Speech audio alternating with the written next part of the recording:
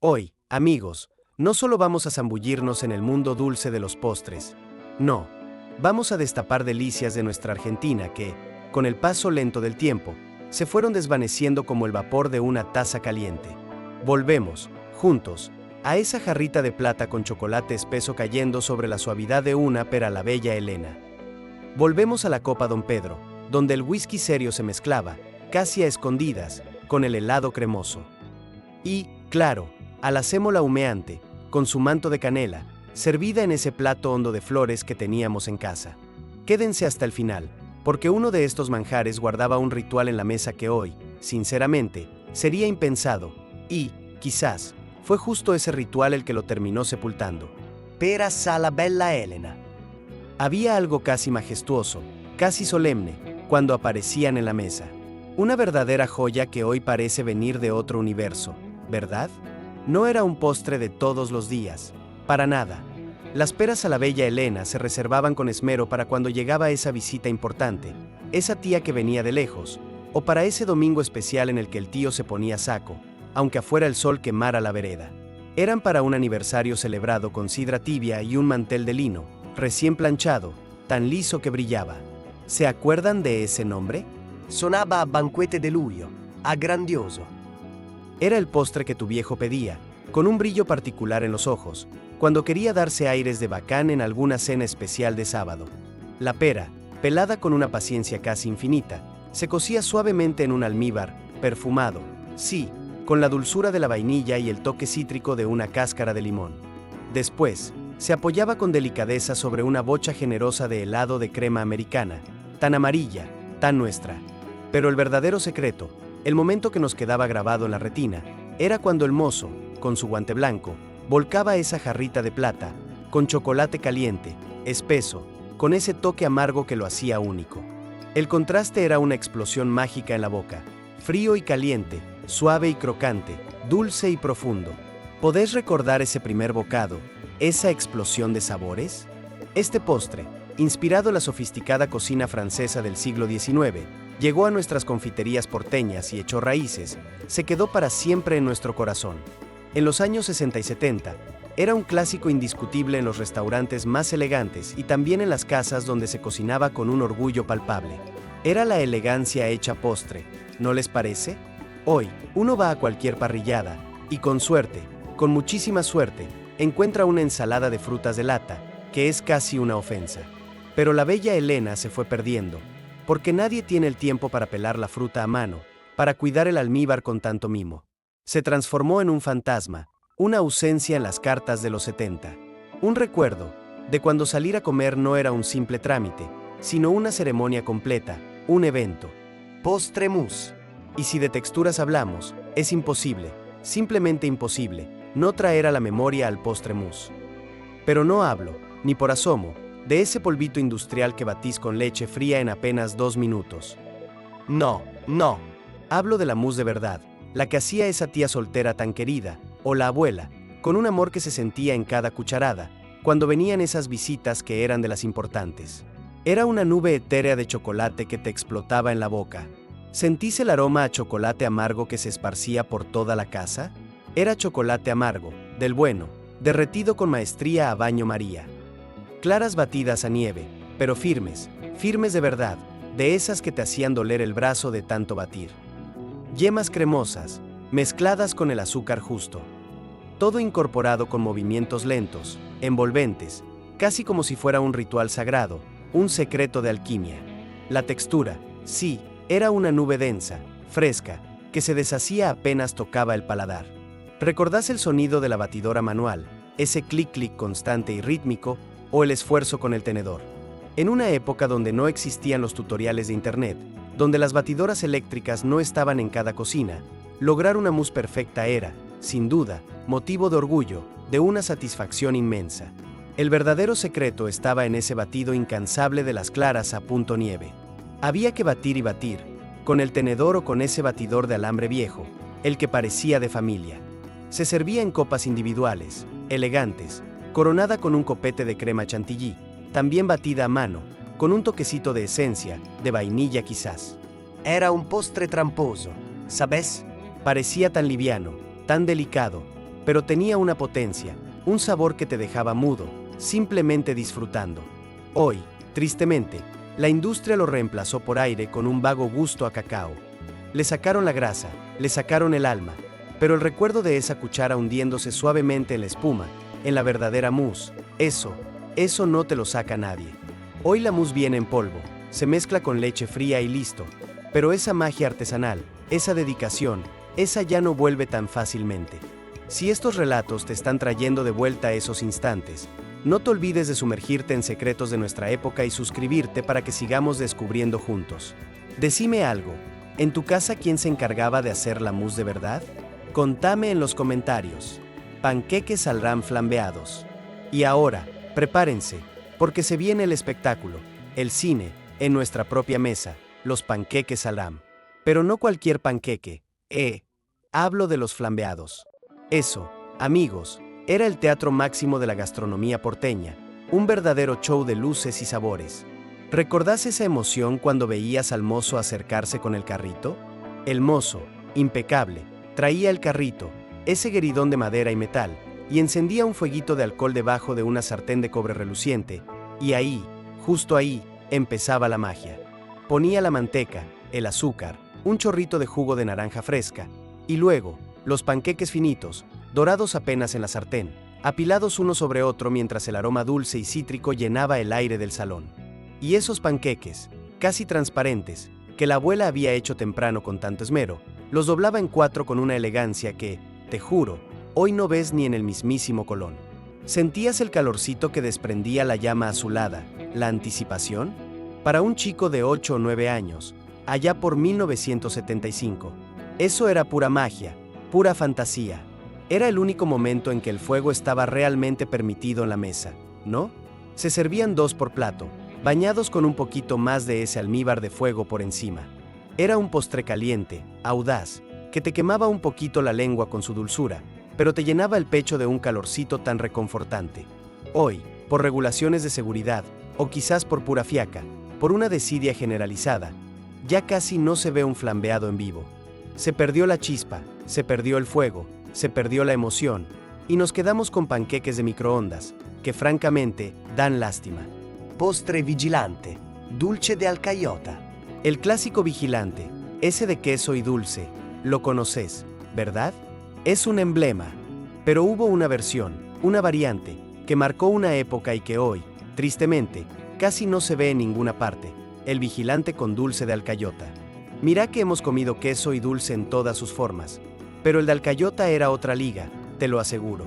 Era el postre de los domingos de lluvia, de esos domingos en que la familia se quedaba en la sobremesa, estirando las horas, discutiendo apasionadamente de política o de fútbol, con el mate girando. ¿Podés casi oler ese aroma a hogar, a domingo sin apuros? La alcayota, esa fruta que por fuera se parece tanto a un zapallo, pero que por dentro es pura fibra de oro, pura hebra brillante. Se transformaba en un dulce transparente, lachoso, con un sabor sutil, delicado, que no se parece a nada que hayas probado. Era un postre humilde, sí, sencillo, pero profundamente nuestro, con un arraigo inmenso.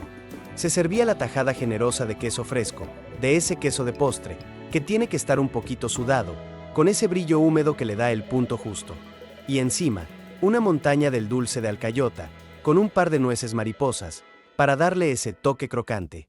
El contraste entre la cremosidad del queso y la textura fibrosa, casi como hilos de seda, del dulce, era una fiesta para el paladar. En los años 60 y 70, cuando muchísimas familias venían del interior o tenían fuertes raíces provincianas, la alcayota era parte fundamental de la tradición. Se preparaba en casa, en ollas grandes, removiendo la mezcla durante horas.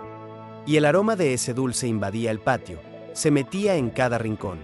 Hoy, vas al supermercado y solo encuentras membrillo o batata. La alcayota quedó arrinconada en las ferias regionales, o en el recuerdo de los que sabemos lo que es bueno, lo que vale. Era el sabor de la paciencia, de la dedicación, y esa textura en hebras, casi artesanal, fue quedando en el olvido. Copa Don Pedro. ¿Sabes cuál era el favorito indiscutible de los señores de traje y corbata? Ese que pedían con un aire de satisfacción después de cerrar un negocio importante, o al final de una cena entre amigos en la costanera. Sí, la Copa Don Pedro. Acá ya entramos en terreno serio, de adultos. La copa Don Pedro, ni se te ocurra, no era para chicos. ¿Te imaginas a tu abuelo, con su mirada seria y elegante, pidiendo una de estas? Era helado de crema o vainilla, whisky y nueces picadas. Así de simple, así de potente. Un vaso de whisky tipo Old Fashioned, de esos pesados, con su base gruesa. Adentro, una bocha generosa de helado de vainilla, pero de esa vainilla amarilla intensa, con puntitos negros, la de verdad. Y encima, una lluvia generosa de nueces picadas, que le daban ese crunch tan especial. Pero el toque final, lo que verdaderamente lo hacía Don Pedro, era ese chorro generoso de whisky que le tiraban por encima, sin dudar. En los años 70, cuando el whisky empezaba a ganar un lugar de privilegio en las reuniones sociales, esta copa se convirtió en un símbolo de cierta sofisticación adulta, de un gusto refinado. Se servía en copas anchas, con una base sólida. El helado se mezclaba apenas con el whisky, creando un perfume inconfundible, una sinfonía de aromas. Era el postre de los hombres que hablaban de política en voz baja, de los brindis discretos, de esas sobremesas largas donde el café se estiraba hasta bien entrada la medianoche, el suave tintineo de las cucharas contra el vidrio. Y tenía algo particular, muy nuestro. En una época atravesada por tensiones, por grandes cambios y por silencios incómodos, la copa Don Pedro era un pequeño lujo permitido, un respiro. No todos la preparaban, no todos los restaurantes la ofrecían, pero cuando aparecía, marcaba la diferencia, te lo aseguro. Hoy, el Don Pedro es casi una leyenda urbana. Algún bodegón perdido todavía lo tiene en su carta, pero ya no posee ese aura de distinción, de algo especial. Es un hermoso recordatorio de una Argentina que sabía disfrutar de los placeres, de esos placeres simples, pero fuertes. De una época donde un buen whisky era, sin más, el mejor final para cualquier historia. Si estos sabores te están despertando recuerdos que creías olvidados, suscríbete y quédate con nosotros que todavía hay más postres que seguro, olvidaste. Ambrosetti. Este nombre, Ambrosetti, hoy casi no suena en las conversaciones, ¿verdad?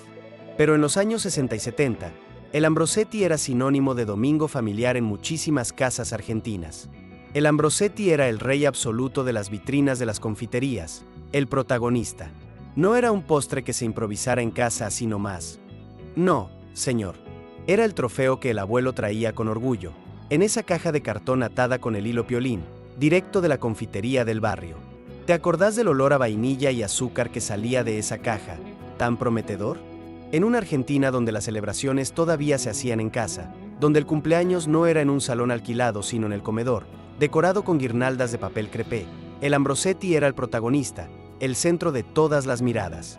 Y tenía algo muy nuestro, esa mezcla de influencias italianas, la pasión por la crema, por lo generoso, por esas porciones gruesas que se cortaban con cuchillo.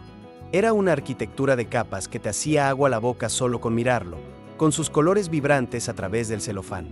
Un bizcochuelo de vainilla húmedo, mojadito con un almíbar que, a veces, tenía un toque de oporto, pero solo para los grandes, Capas y capas de crema chantilly, espesa, pero de esa que se mantenía firme, que no se desarmaba. Nada que ver con esas cremas de spray que desaparecen al minuto. Y el corazón, el verdadero corazón de este postre, eran las frutas, duraznos en almíbar, rodajas de piña, y esas cerezas rojas que brillaban como rubíes entre la nieve de la crema. Por fuera, lo cubrían con una lluvia de granas de colores, o con nueces picaditas que le daban ese crunch tan necesario. Comer un Ambrosetti era sentir que la tarde de domingo se vestía de gala, se volvía especial, única. Con el paso del tiempo, las tortas industriales, esas que duran semanas, y las modas extranjeras, más simples, fueron desplazando a estos gigantes caseros, llenos de amor y dedicación. El Ambrosetti quedó como un recuerdo borroso, como esas viejas fotos en sepia donde todos sonríen, con los ojos llenos de luz, alrededor de una mesa cargada. Y ahora quiero saber algo muy personal. ¿Te acordás de la edad que tenías cuando lo probaste por primera vez? Te leo en los comentarios. Copa Melba. Había algo, no me digas que no, algo sofisticado en pedir una copa Melba. Duraznos en almíbar, helado de vainilla y una salsa roja intensa, generalmente de frambuesa o frutilla, que se deslizaba lentamente por los bordes de la copa de vidrio alto. La presentación importaba, y mucho. Las copas eran altas, transparentes, con una base gruesa, de esas que se guardaban envueltas en papel de diario para que no se rayaran y solo salían en ocasiones verdaderamente especiales. ¿Recordás el brillo de esas copas, esperando en el aparador?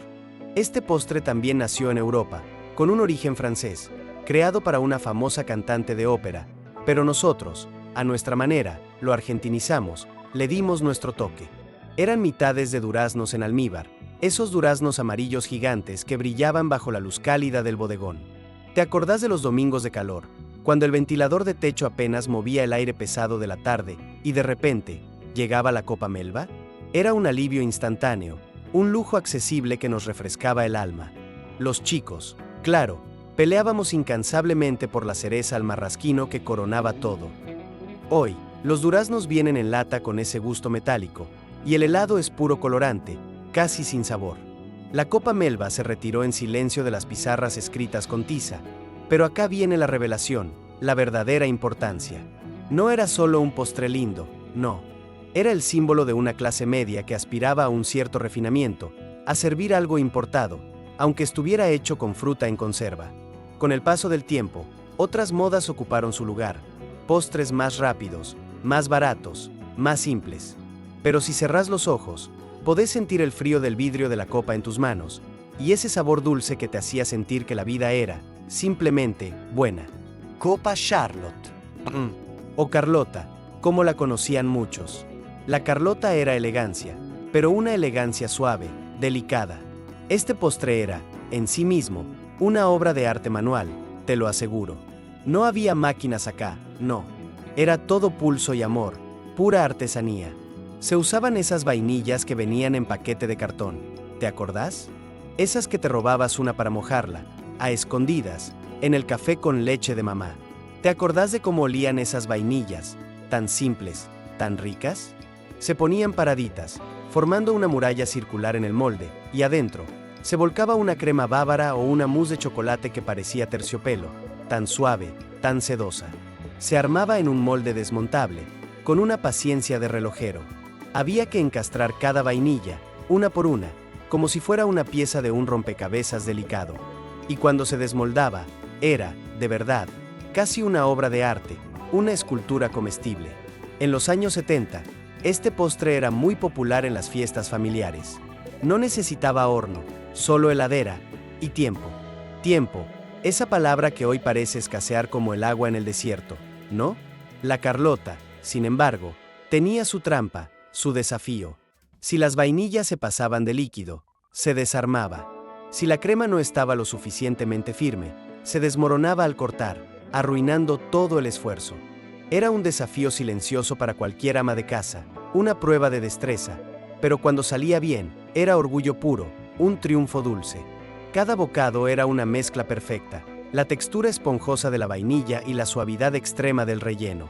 Era un postre romántico, suave, que te pedía comerlo despacito, saboreando cada momento, cada sensación. Hoy, lamentablemente, nadie tiene la paciencia de andar acomodando vainillas en círculo, ni de esperar las 6 horas de frío que necesitaba la Charlotte para no desmoronarse. Postre Balcarce.